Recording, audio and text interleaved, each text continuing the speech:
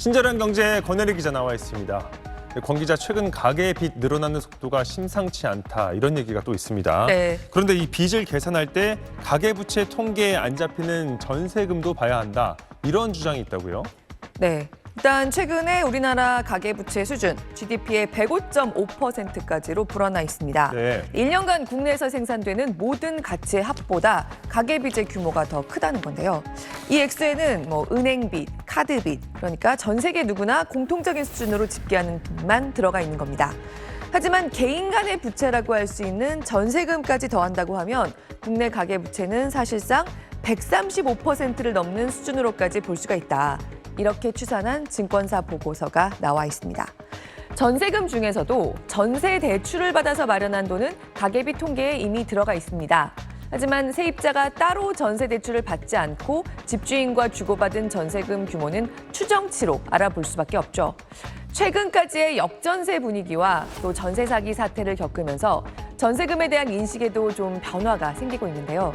기존 통계에는 잡히지 않는 전세금까지 가계부채에 더해봤을 때 우리나라의 진짜 가계부채는 GDP의 135%가 넘는다고 볼 수도 있다는 겁니다.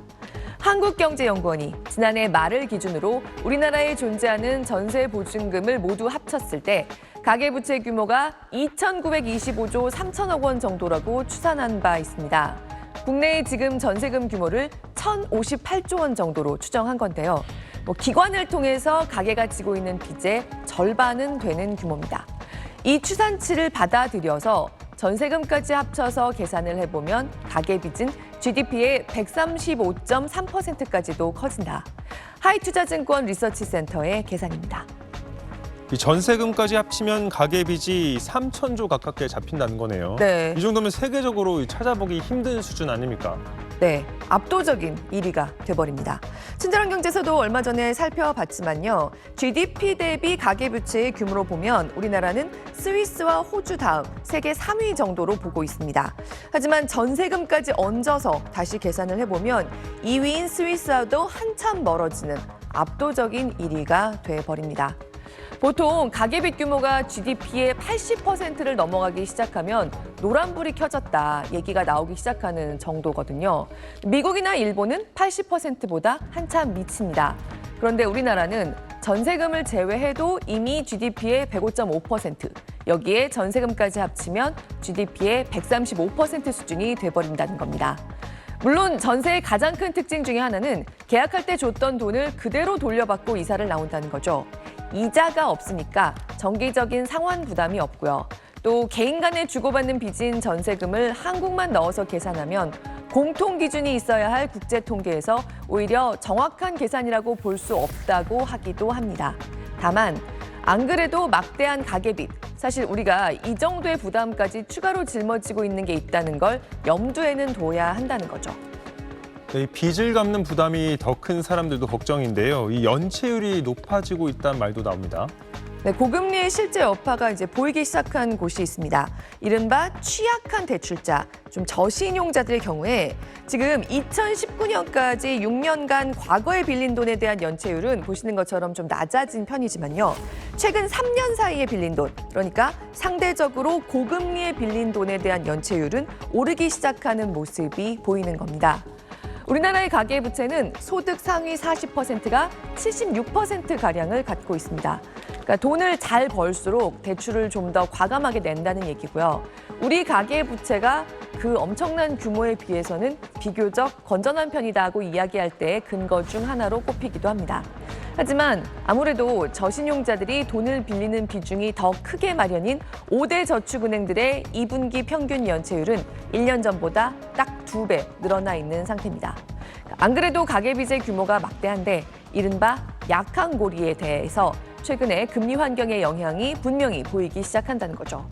최근에 역전세 우려는 좀 줄어들었다고 하지만 아직 안심할 단계가 아닌데다가 고금리 여파까지 좀 저신용자들을 중심으로 관찰되면서 가계빚 상황을 제대로 관리해야 할 필요성이 점점 더 커진다고 볼 수 있습니다.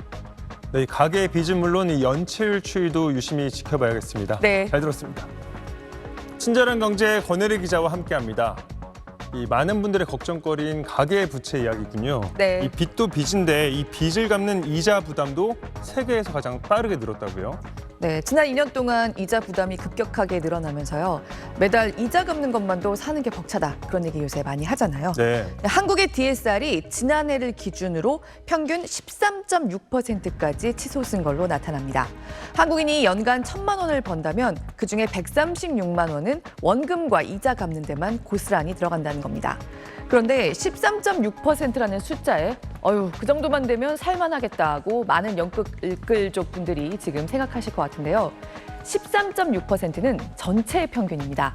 차주들의 가계빚 상환 부담을 빚이 아예 없는 사람들에게까지 얹어서 평균 낸 숫자라서요. 다른 나라들과 우리의 빚 갚는 부담을 비교하는 데 유용한 숫자로 보시면 되겠습니다. 세계 주요국들 중에서 지금 제일 빚 갚느라 허리가 휘고 있는 건 호주인들이고요. 그 다음이 우리 한국입니다. 국제결제은행 BIS가 주요국 17곳에 대해서 비교해 본 결과입니다.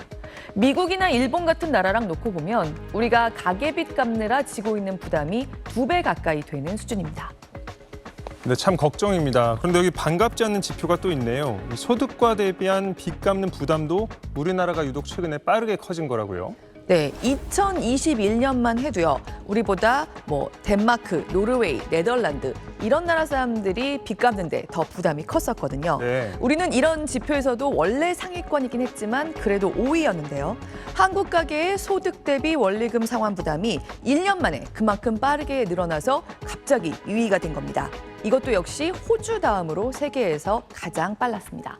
BIS가 집계하는 17개 나라 중에 9곳은요. 지난 1년간 소득 대비 원리금 상환 부담을 줄였습니다. 지난해 세계적으로 금리 상승 분위기 때문에 빚을 더 이상 하나도 늘리지 않고 가만히 있어도 이자가 늘어나니까 가계빚을 빠르게 줄여나간 걸로 추정되는데요. 우리나라도 지난해 가계빚이 좀 줄어들기는 했습니다. 하지만 그 정도의 빚 갚는 속도로는 고금리의 이자 늘어나는 속도를 따라잡지 못했다고 봐야죠. 네, 우리나라 가계부채는 늘 규모가 컸다고는 하지만 10여 년 전만 해도요. GDP 대비 가계부채 수준은 세계적으로 비교해보면 주요 43개국 중에서 14위 정도였습니다. 그런데 지난해 말로 이제 세계 3위까지 올라왔고요. 우리나라 땅 안에서 연간 내내 만들어내는 총 생산 가치보다 GDP보다 우리 가계빚 규모가 더 커졌습니다. 보통 가계부채가 GDP 80% 넘어가기 시작하면 노란불이 들어오기 시작한다고 하는데 105%까지 왔습니다.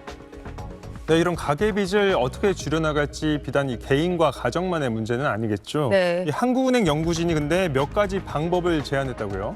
네, 지금도 신용이 좀 더 낮은 사람들한테는 이자를 더 받는 것처럼요. 대출 규모나 상환 방식에도 금리의 차등을 두자. 이를테면 LTV, 그러니까 집값 대비 담보대출이 좀 큰 사람들이라든가 만기의 원금을 한꺼번에 갚는 대출을 선택하는 사람들에게는 금리를, 이자를 좀 더 받자는 제안을 하고 있는 겁니다. 우리 전체 가계대출의 절반 이상이 만기에 한꺼번에 원금을 갚는 계약입니다. 그런데 원금을 이렇게 다 만기로 미뤄두면 큰 돈을 비교적 쉽게 빌리게 된다는 거죠. 또 최근에 이 얘기는 여기저기서 조금씩 나오기 시작했는데요. 한국은행도 DSR, 총부채 원리금 상환 비율에서 우리는 예외가 너무 많다는 지적을 하고 있습니다.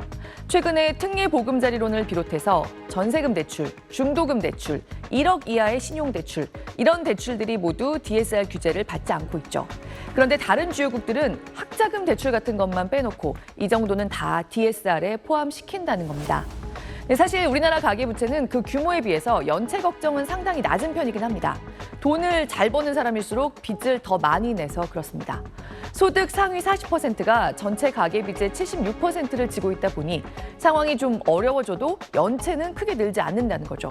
하지만 그래서 빚을 내서 자산을 불릴 수 있는 사람들과 그렇지 않은 사람들 사이의 자산 차이가 더욱더 벌어져 온 점도 있고요. 또 돈이 많은 사람들이 돈을 여기저기 고루고루 써야 경제가 잘 돌아갈 텐데 빚에만 몰리고 있다는 우려도 제기됐습니다. 네, 한국은행의 이런 차등금리에 대한 제안들, 일단은 제안이고요. 정부는 가능하면 전체적으로 금리보다는 타깃 규제가 가능한 것부터 규제해서 가계빚 규모를 관리해 보겠다는 입장입니다.